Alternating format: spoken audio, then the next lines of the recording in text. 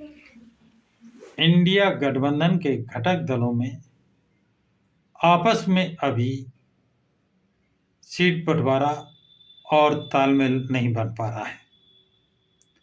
दिल्ली की मीटिंग में ममता बनर्जी मीटिंग से पूर्व दिल्ली के मुख्यमंत्री अरविंद केजरीवाल और उत्तर प्रदेश के पूर्व मुख्यमंत्री अखिलेश यादव से अलग-अलग मिली।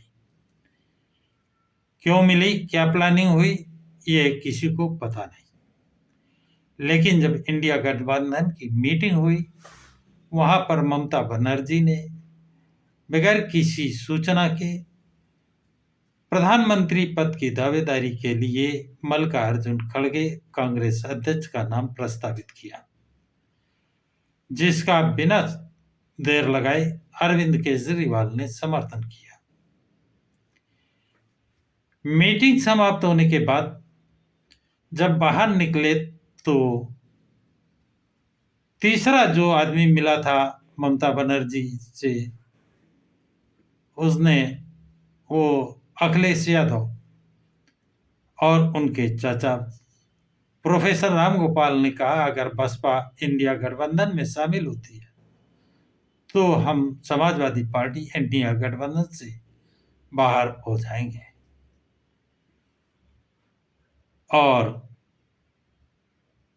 और यही 3 दल ऐसे हैं 24 दलों में और दलों से जो कांग्रेस के अलायंस में नहीं है।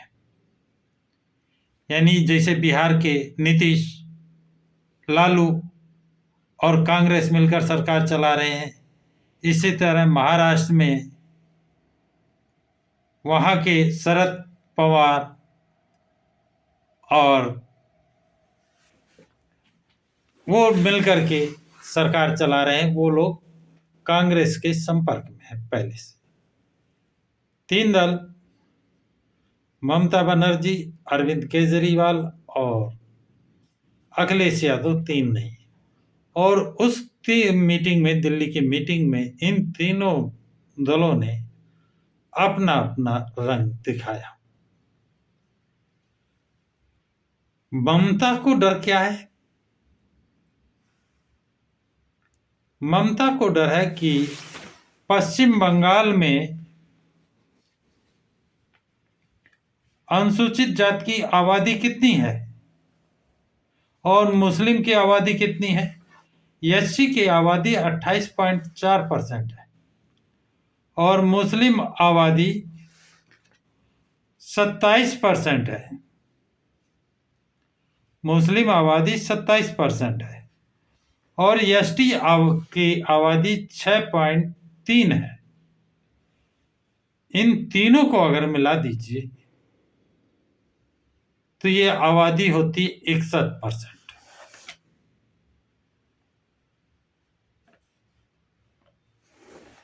अब ममता बनर्जी को मनोहर काशीराम का वो नारा, स्लोगन कष्ट पहुंचा रहा है कि वोट हमारा, राज तुम्हारा, नहीं चलेगा, नहीं चलेगा।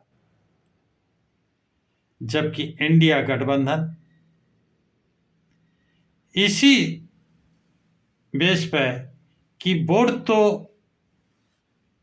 बसपा का, एससी एसटी का और मुस्लिम का हो, लेकिन इनका प्रतिनिधि ना हो।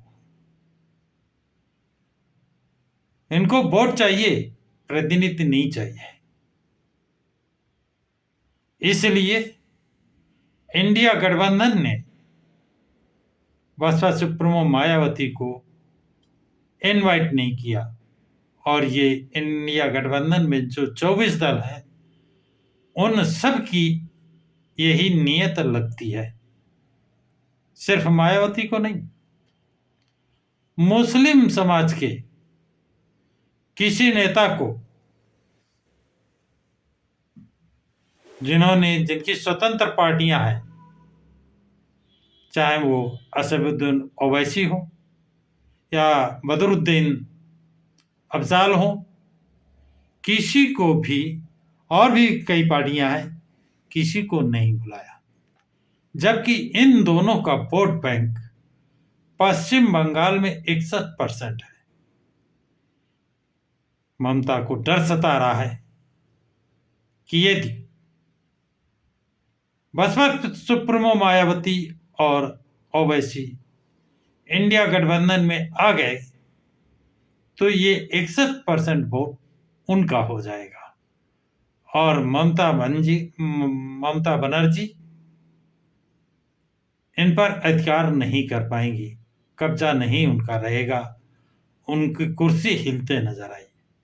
तो उन्होंने दिल्ली में जो ये इतनी बड़ी चाल चली थी, जिसका प्रत्यक्ष या अप्रत्यक्ष रूप से असर अखिलेश यादव पर भी देखने को मिला और अरविंद केजरीवाल को भी कहीं ना कहीं ऐसा ही डर लगता है। अरविंद केजरीवाल पर अलग से वीडियो बनाऊंगा, उनकी भी पोल खोलना है।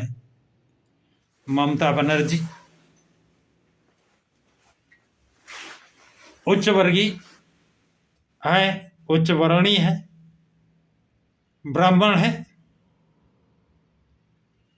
और उनका वोट बैंक उनके पास नहीं है। वो किसके वोट पर राज कर रही हैं? एससी, एसटी और मुस्लिम।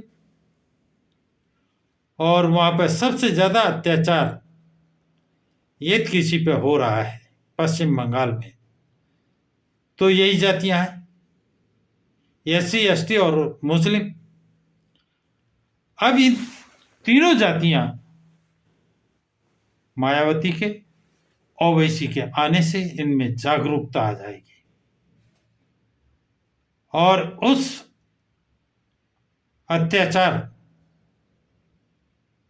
नाइंसाफी के खिलाफ बिगुल बजा देंगे वो लोग। इसलिए ममता ने वो चाल चल दी दिल्ली मीटिंग में, जिसमें 24 दल चक्कर काट गए और बसपा सुप्रीमो इंडिया गठबंधन में अगर शामिल नहीं होती, जैसा कि उन्होंने डिक्लेयर कर दिया है अपने जन्म दिवस पर कि अलग चुनाव लड़ेंगे, सेपरेट चुनाव लड़ेंगे, क्योंकि इन दलों का वोट हमारी पार्टी को नहीं मिलता है, हमारा वोट इनकी पार्टियों को चला जाता है। उन्होंने उदाहरण भी दिए, 93 का चुनाव, 96 का चुनाव, 98 का, 2002 का और 2007 का। जब 2002 और 2007 में अलग चुनाव लड़ी तो उनको पूर्ण बहुमत में सरकार भी बनाने का मौका मिला। और अगर बीएसपी इंडिया गठबंधन में शामिल नहीं होती है तो सिर्फ उत्तर प्रदेश नहीं, क्योंकि बीएसपी तो पूरे इंडिया में लड़ेगी, पूरे इंडिया में, पूरे भारत में इंडिया गठबंधन घुटने टेक देगी, क्योंकि इनके पास कांग्रेस का खुद का वोट क्या है? वही जो इनके पास मुस्लिम वोट है वो समाजवादी पार्टी के साथ, और शेड्यूल्ड वोट है वो बसपा के साथ। अभी इनसे जो 1-2% नाराज है वो कहीं किसी के पास जा सकता है। अब शेड्यूल वोट जो बसपा से नाराज है वो चंद्रशेखर के पास जाएगा, इनके पास क्यों जाएगा?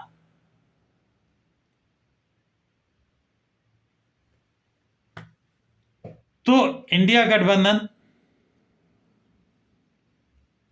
जैसा सांसद मलूक नागर ने कहा था कि बहन मायावती को प्रधानमंत्री का चेहरा घोषित कर दीजिए, तो वो इंडिया गठबंधन में आ सकती हैं, वो माफ कर सकती हैं, क्योंकि आपने कई बार उनके विधायकों को तोड़ा है, अपनी पार्टी में मिलाया है, जबकि वो तुम्हारी पार्टी को बिना शर्त समर्थन दे रही थी। इसके बावजूद उनके साथ छल, धोखा, कपट, लालच, लोभ, प्रलोभन देकर उनके विधायकों को कांग्रेस में मिलाने का काम किया है। लेकिन कांग्रेस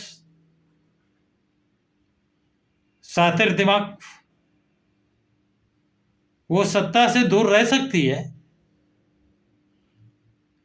उसे सत्ता से दूर रहना मंजूर है, लेकिन बसपा सुप्रीमो को प्रधानमंत्री बनाना उसे मंजूर नहीं है।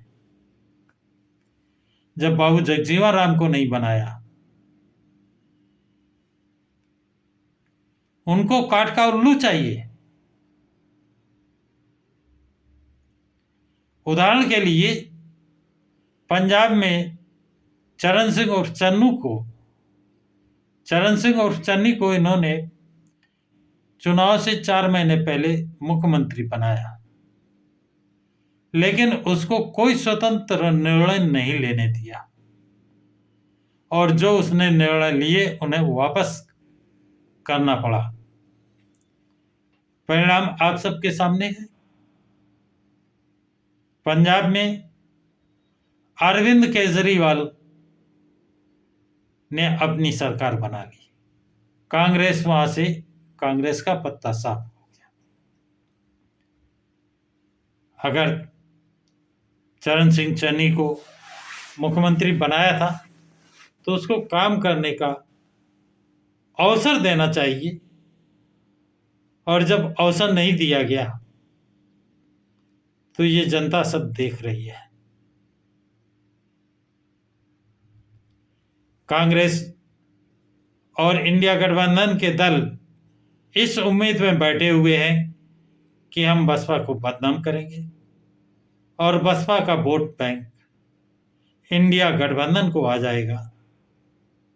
तो मेरा कहना है कि ये गठबंधन के लोगों का दिवा स्वप्न है, क्योंकि अखिलेश यादव जो इंडिया गठबंधन के एक मुख्य घटक हैं, जिन्होंने खुल्लम खुल्ला बसपा सुप्रीमो का विरोध किया है, क्योंकि SC/ST की जो भारत में 3000 जातियां हैं, उनका जितना नुकसान भाजपा ने नहीं किया है, कांग्रेस ने नहीं किया है, उससे भी बढ़कर नुकसान समाजवादी पार्टी ने, मुलायम सिंह यादव ने, अखिलेश यादव ने किया है। इतना जबरदस्त नुकसान जो मनवादी पार्टियां हैं उन्होंने नहीं किया है, जितना नुकसान समाजवादी पार्टी ने किया है। इनकी लिस्ट बहुत बड़ी है और वो समय समय पर YouTube पर लोग डालते भी रहते हैं, प्रसारित करते रहते हैं। तो लोग अब जान रहे हैं कि जिनके बच्चों की नौकरी नहीं मिल रही है, जिनके बच्चों को प्रमोशन नहीं मिल रहा है, वो अब समाजवादी पार्टी का कर्तव्य और कार्य और निष्ठा कि SC/ST के प्रति उनकी क्या है, वो उनका कितना हित चाहते हैं या अहित चाहते हैं, उनकी कथनी करनी में कितना अंतर है, इससे शायद अनुसूचित जाति अनुसूचित जनजाति का बच्चा परिचित हो चुका है। लेकिन फिर भी कुछ स्वार्थी लोग, विभीषण नस्ल के लोग हर समाज में पाए जाते हैं। कुछ होंगे, जाएंगे, लेकिन वोट लेकर नहीं जाएंगे। तो साथियों, ममता बनर्जी ने जो चाल चली अपनी कुर्सी बचाने के लिए, तो वो तो अपनी चाल चली, लेकिन उन्होंने अरविंद केजरीवाल और अखिलेश यादव 2 को और घसीट लिया। अखिलेश यादव के लिए ये बड़ा गोल्डन चांस था। कैसा?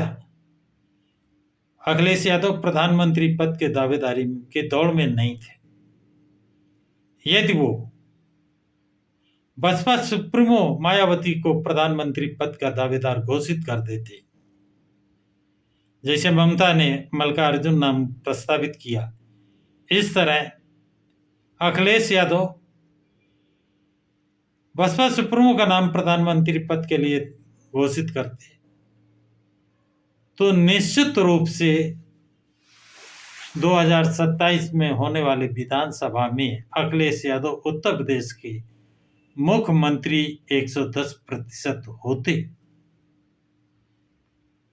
लेकिन किस सोच में, किस विचार में अखिलेश यादव ऐसा कह बैठे। लेकिन यह भी सत्य है कि राजनीति में कोई स्थायी नहीं होता है। अभी मौके हैं, कब कौन क्या सुधार करता है, तो ये आखिरी मौके नहीं है।